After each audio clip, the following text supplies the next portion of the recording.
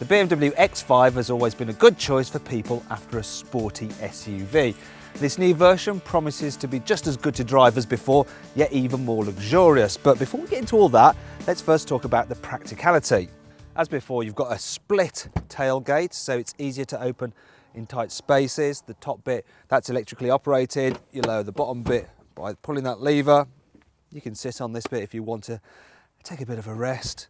But it also improves loading and unloading of really heavy items, so you won't hurt your back. Also, because the car's run flat tyres, you don't need a spare, so you can actually use this area under here to store your valuable shopping. In terms of outright boot space, the X5 is slightly down on its main rivals, but only by a few litres.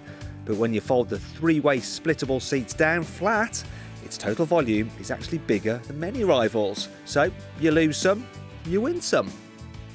This new X5 is built on the same platform as the old X5, but BMW have given it a squarer body, and that means you've got more interior space. And as you can see, there's plenty of room in the back seats, even for adults, and you'll be fine even if you're over 6 foot. You can actually fit 3 abreast here if you need to, because the centre seat is pretty usable, and it helps that the floor, well, that's almost completely flat, so everyone has somewhere to put their feet. Storage in the back is good too, with useful door bins, cup holders in the armrest, and airplane style folders in the seat backs. Up front, the X5 is no MPV, but it has as many useful cubbies as its rivals, and the door bins are especially large. BMW has given this new X5 absolutely loads of standard kit. All models get the excellent 8-speed automatic gearbox, leather seats, which, yeah, believe me, they're very comfortable.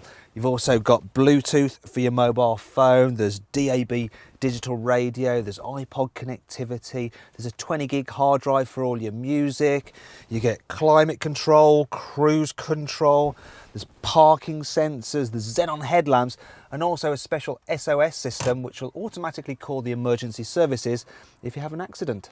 The professional sat-nav with high-definition 10-inch display is standard across the range too. And it's now even easier to use, as you can input destinations at the swipe of your finger using the new iDrive's touch-sensitive pad.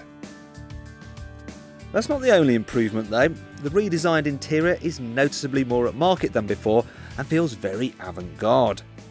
If you want to make your X5 feel even posher inside, you can get some upgraded leather, mood lighting, surround cameras, and a panoramic sunroof which opens so wide that when you have it on its most open setting, almost makes you feel like you're sat in a convertible. The X5 is available with a wide range of engines, most of which are carried over from the previous car.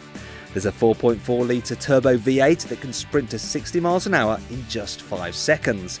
But the tri-turbo 3 litre diesel in this M50D is pretty much as quick, yet can return 42 miles per gallon.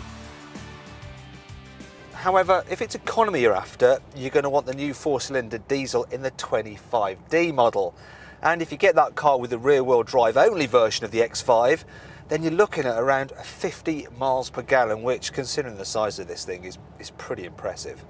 Speaking of size, the excellent visibility and raised driving position means that despite its chunky dimensions, the X5 is actually pretty easy to navigate through tight spaces. The way the X5 handles also belies its bulk. You get hardly any body roll through the corners, there's loads of grip, and I think overall this car is one of the sportiest SUVs to drive. Then there's the comfort.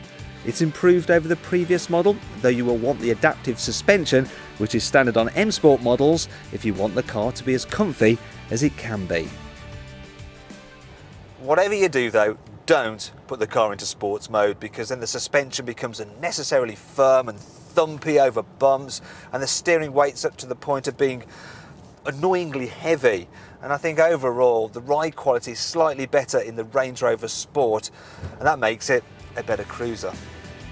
Speaking of which, the diesels in the BMW are a bit rattly compared to those in the Range Rover. So, to hide this, synthetic engine noises are played through the car's speakers when you accelerate. Thing is though, if you open the window and the sunroof and then you accelerate, you're going to hear what everyone on the outside hears, and it's...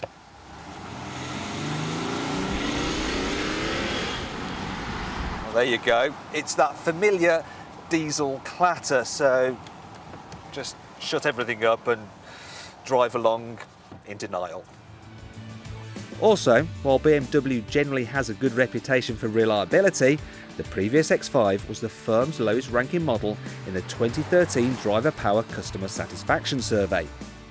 In fact, it came in the bottom quartile for reliability, and remember, a lot of the old car is carried over into this new car. And click here if you want to rate your car at driverpower.co.uk. The X5's design could be an issue for some people too.